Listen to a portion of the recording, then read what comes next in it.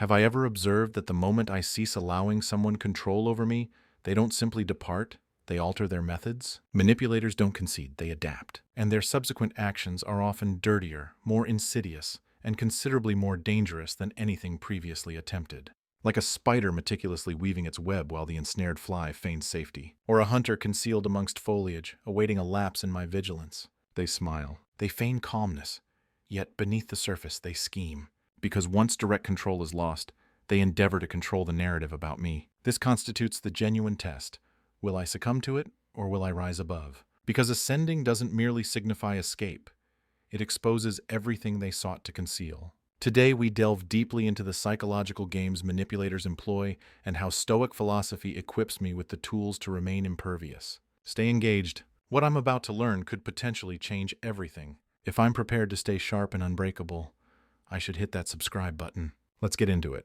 Number 1, they attempt public shaming. One of the most underhanded tactics manipulators resort to upon losing private influence over me is public shaming. It's an act born of desperation. When guilt induction, gaslighting, and the silent treatment cease yielding results, they escalate. Aware they can no longer twist my mind in private, they attempt to demolish my confidence where others bear witness. Their objective is straightforward. If direct control fails, they'll try controlling external perception, hoping the weight of public judgment shatters me where private pressure could not. I'll recognize it. The subtle digs during meetings, the harmless jokes landing like blows, the exaggerated sighs, the dismissal or ridicule of my contributions in group settings. Confrontation is typically met with a smirk, feigned claims of oversensitivity, assertions of benign intent, but I perceive this shift. I know it's otherwise. Consider, for instance, a young man I once encountered. Let's call him Daniel. Daniel was a quiet force within his tech company, brilliant yet unassuming. His manager, feeling threatened by Daniel's understated competence, initially attempted private control through subtle criticisms and mentoring that felt more demeaning than helpful. But Daniel maintained composure, refusing to internalize the manager's negativity. Consequently, the manager escalated tactics. During team meetings, he began labeling Daniel's project ideas as naive or idealistic before the entire team, dismissing it as constructive criticism. It wasn't. It was a calculated effort to isolate Daniel, induce self-doubt, and foster doubt within the team. But Daniel didn't take the bait. He refrained from arguing or emotional self-defense. Instead, he remained factual, calm, focused on the work. Over time, the cracks in the manager's facade became apparent to everyone. His tactics lost efficacy because Daniel refused validation through reaction. This is where Stoic philosophy becomes a survival mechanism. Marcus Aurelius once wrote that the opinion of 10,000 men holds no significance if none possess the truth. Carl Jung identified shame as a soul-eating emotion. Its power exists only to the extent I grant it. When someone attempts public humiliation, they essentially present a choice: believe their narrative or remain anchored in my own truth. Manipulators prey on insecurity. If I begin questioning myself based on their attacks, I provide precisely what they desire: my peace. But if I hold firm internally, regardless of external clamor, I become immovable. Psychologically, manipulators fear exposure. When private manipulation fails, they resort to public tactics, terrified others will perceive their true nature unless the spotlight shifts onto me first. But I need not participate in their game. Stoicism teaches that control lies not in others' actions, but in my own reactions. I defeat public shaming attempts by refusing absorption, maintain posture, focus on values, understand truth isn't a popularity contest, it stands alone, even without applause, and ultimately the crowd eventually recognizes truth. They perceive it. Even if delayed, when shame fails to adhere, it rebounds upon the originator. That's when genuine strength manifests, not through increased volume, but through such unwavering stillness they cannot shake me. Number 2, they play the victim. One of the most manipulative maneuvers I'll ever encounter occurs when someone formerly in control realizes their grip has loosened. That's when the script flips. Direct overpowering ceases. Victimhood commences. Suddenly, I'm not the individual who calmly established a boundary. I'm perceived as cold, selfish, the antagonist. They act wounded, misunderstood, even heartbroken. But make no mistake, this isn't about truth. It's a performance calculated to garner sympathy and turn my surrounding network against me. Aware they can no longer bend my will, they now bend the narrative. They twist my strength into cruelty, independence into betrayal. Reality becomes irrelevant. Control is paramount. If direct control fails, they attempt controlling external perception. I once knew a man, Matt, who extricated himself from a toxic business partnership. For years, he'd shouldered disproportionate workload while his partner claimed undue credit. When Matt finally established firm boundaries, refusing to cover errors, demanding fairness, the partner didn't argue or apologize. Instead, he operated behind Matt's back, informing mutual contacts Matt had changed, become disloyal, cared only for himself. It exemplified masterful victim playing. The objective: isolate Matt, induce doubt regarding his character, coerce submission through shame. But Matt didn't pursue rumors, didn't exhaust himself explaining to those predisposed towards falsehood. He continued his established practice, delivering excellence, maintaining consistency, staying rooted in his identity. In time, truth resonated louder than whispered narratives. Those who mattered recognized the pattern, and the partner's false portrayal collapsed under the weight of Matt's quiet strength. Stoic philosophy shines brightly in such moments. Epictetus taught, "He who blames others has a long way to go on his journey." It's a difficult yet liberating truth. People weaponizing victimhood reveal their own weakness, not mine. Stoicism doesn't teach controlling public opinion. It teaches self-control, standing unmoved amidst surrounding turbulence. When someone twists my integrity into accusation, the Stoic path isn't louder shouting or dirtier fighting. It's allowing truth to stand still, unbothered, unashamed. Real strength doesn't chase validation, doesn't explain itself to those committed to misunderstanding. Psychologically, manipulators adopt victimhood because it buys time and allies. But their lies remain fragile, reliant on drama, emotional reaction, my need for exoneration. Refusing engagement, choosing silence and calm over defense and panic denies their oxygen. My true allies will perceive clearly. Those who don't were never truly supportive. So when encountering false victimhood, remember, fixing their narrative isn't my job. Maintaining freedom is. Truth pursues no one. It stands, waits, invariably outlasting noise. Number 3, they start spreading subtle lies. Have I ever observed how upon losing control over me, someone doesn't always confront me openly? Instead, they operate covertly. They begin disseminating subtle falsehoods. Not outrageous, obvious lies, but small, suggestive distortions, engineered to sow doubt among others regarding me. They twist my words just enough for plausibility, drop vague comments like insidious drops into a well, letting suspicion accomplish the rest. Direct accusations are avoided. Instead, they merely hint, something feels off about them lately, awaiting others' connection of the dots.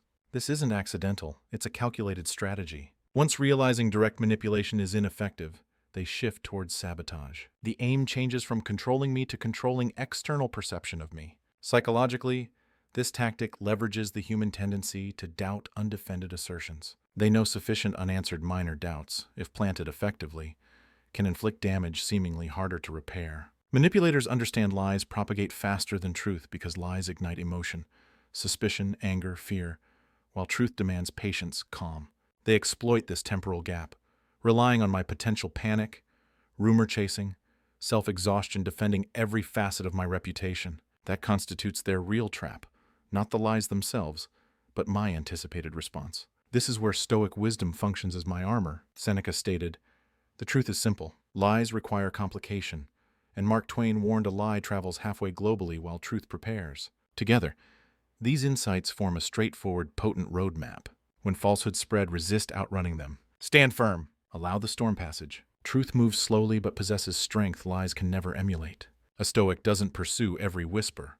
A Stoic remains rooted in clarity, calm, action speaking louder than defense ever could. Imagine the number of relationships, careers, friendships potentially salvaged if more understood this. Defending myself in every room I'm absent from isn't necessary. Setting every story straight isn't required. Simply maintaining consistency, strength, clarity suffices. People who matter discern truth, perhaps not immediately, but inevitably.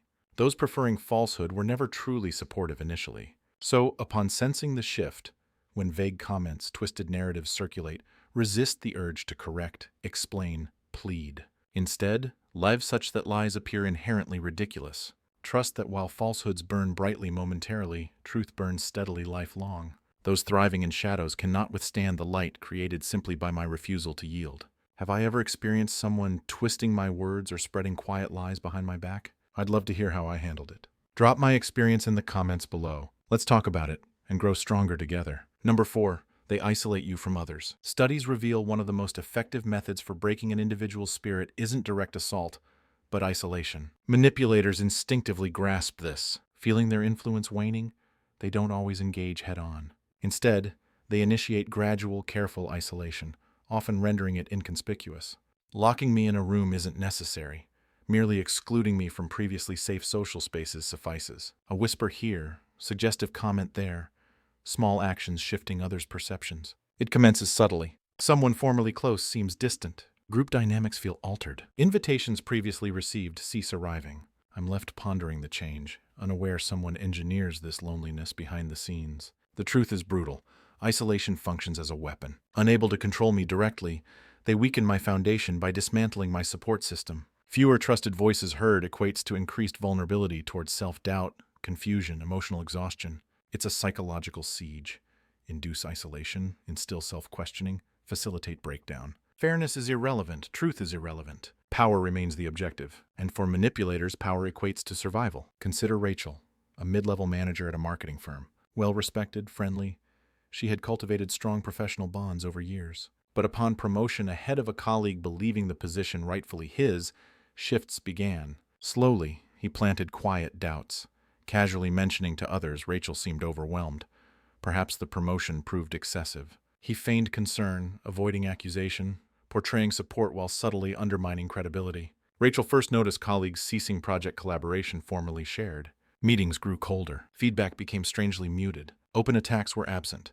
Instead, she faced exclusion, isolation. But Rachel, consciously or not, responded with stoic wisdom. No panic. No accusations or hallway self-defense. Instead, she intensified focus on factors earning the promotion: integrity, consistency, results. Maintained excellent work, presence, professionalism despite strengthening undercurrents. Over time, the narrative her colleague constructed crumbled, not due to loud opposition but refusal to be dragged down.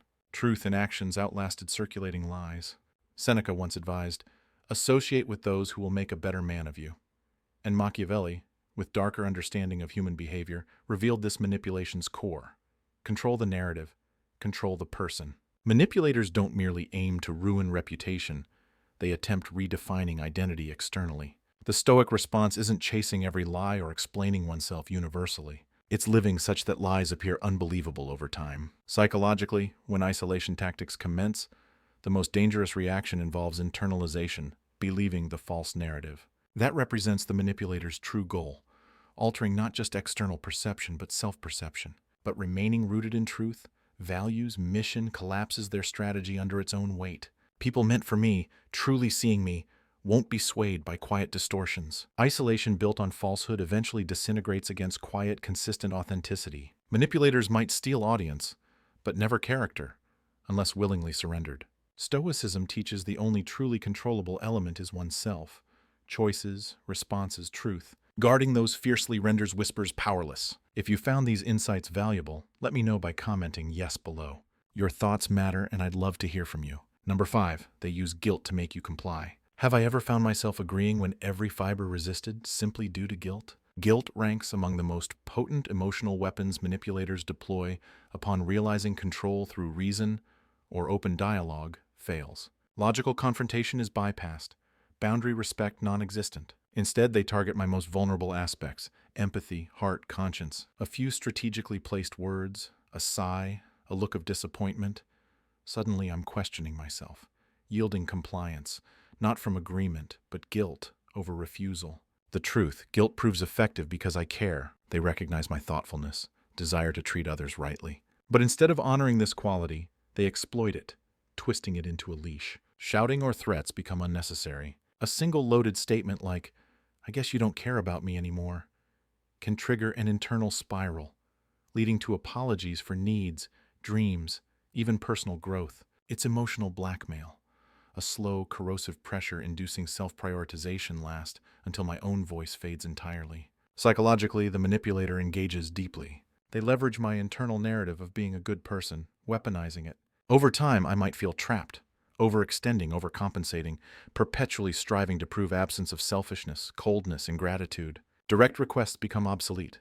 My own fear of disappointing them accomplishes their work. But ask myself, if someone genuinely valued me, would they compel sacrificing peace merely to maintain their comfort? This is where Stoic philosophy offers a powerful lifeline. Epictetus taught, "No man is free who is not master of himself."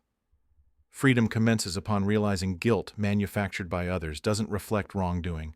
It's a control tool. Another timeless insight reminds us guilt is a weapon used by those too weak to lead yet too afraid to be left behind. In other words, lacking ability to inspire loyalty through honesty, respect, they cling via shame. I remember a young man, Chris, facing this exact dynamic. After years quietly acquiescing to family demands, weekend plans, financial favors, he finally prioritized his future, moving cross-country for career opportunity. His phone inundated not with congratulations, but guilt-inducing messages, subtle abandonment accusations, exaggerated reminders of past support. For a period, Chris felt crushed. But one night, pausing, he asked, "If the love was real, why did it feel like a chain?" That clarity moment changed everything. Decisions shifted from guilt-driven to self-respect-based. No angry responses, no entanglement in arguments, simply lived differently, with boundaries, freedom, quiet strength immune to guilt's dismantling power. This embodies the Stoic way. Counter guilt, not with guilt. Justify not to those determined misunderstanding. Recognize the emotional trap. Pause. Act from clarity, not fear. When someone employs guilt manipulatively, remember, setting boundaries isn't betrayal, it's wisdom. Survival. Those genuinely loving me never induce guilt for soul self-care. Number 6, they try to destroy your confidence. Have I ever noticed gradual self-doubt emerging around certain individuals? Second-guessing choices, hesitating where certainty previously resided? Not random. When manipulators realize open control fails, they pivot towards something far more damaging. Confidence destruction. Not overt, loud. Manifests through quiet cuts, small jabs, loaded questions, concern feeling more like criticism. Never about single comment, slow drip eroding self-perception. Because if unable owning my decisions, they'll attempt rendering me too unsure standing independently. The attack proceeds systematically. Sarcastic remark about promotion.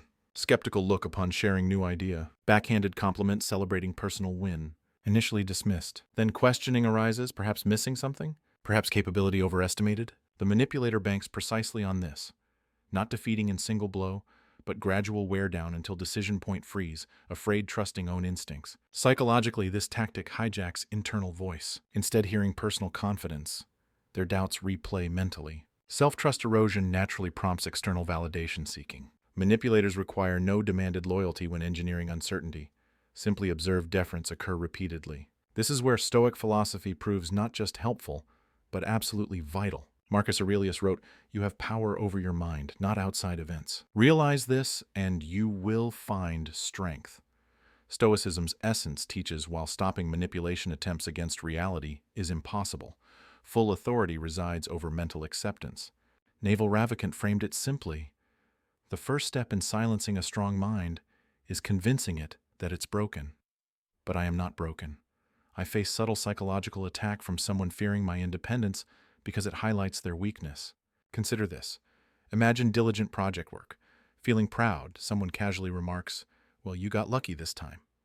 Just a comment, right? Yet it lingers, wondering if success was genuine. Now imagine this weekly, monthly. Unrecognized for what it is, intentional diminishment attempt, it can hollow out before realizing decline. That's why mind protection isn't optional. It's survival. Arguing back unnecessary. Endless self-explanation futile. Fierce connection required to personal wins, values, voice. Write them. Revisit often. Surround with people reminding of strength, not doubt. Confidence stems not from immunity to questioning, but knowing self even amidst loud questioning. Have I ever caught myself hesitating due to someone else's quiet doubt?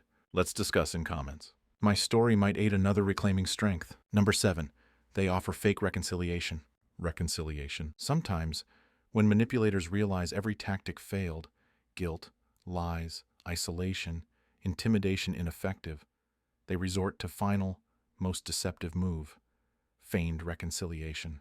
No return with threats, demands, arrival marked by softness, kind words, apologies sounding almost poetic, claims of change, reflection, finally grasping previously ignored points. Feels genuine, feels real after protracted battles. The part still hoping for peace desperately wants belief, but beneath tenderness lies familiar control hunger, merely repackaged. When someone formerly draining reappears offering apologies, promises, it isn't always growth sign. Often, tactical strategic reset. Realizing brute force failed, charm attempted. Mirroring healing, echoing self-awareness language, pretending support for new boundaries, sufficient only for re-entry.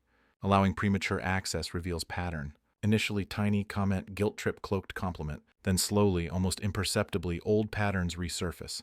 Passive control, subtle manipulation. Cycle restarts, smarter, more dangerous, vulnerabilities now known. Psychologically, this tactic exploits two powerful internal forces: hope, empathy. Taps desire, believing change possible. Hurt healable. Love, friendship restorable. But Stoic wisdom offers harder, liberating truth. Epictetus stated, "He who does not observe deceit is not truly wise." Not cruel, seeing someone clearly. Wisdom. Recognizing patterns isn't judgmental, survival. Real change isn't loud.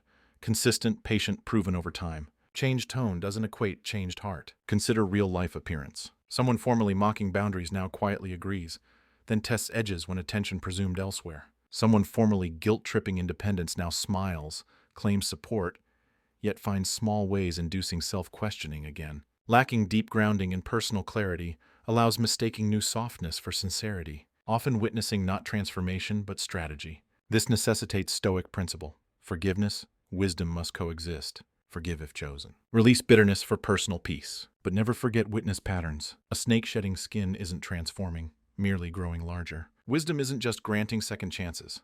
Knowing when second chance merely first mistake differently disguised. Protecting peace sometimes means closing door regardless sweet knocking. Trusting past experience confirms harm wasn't imagined.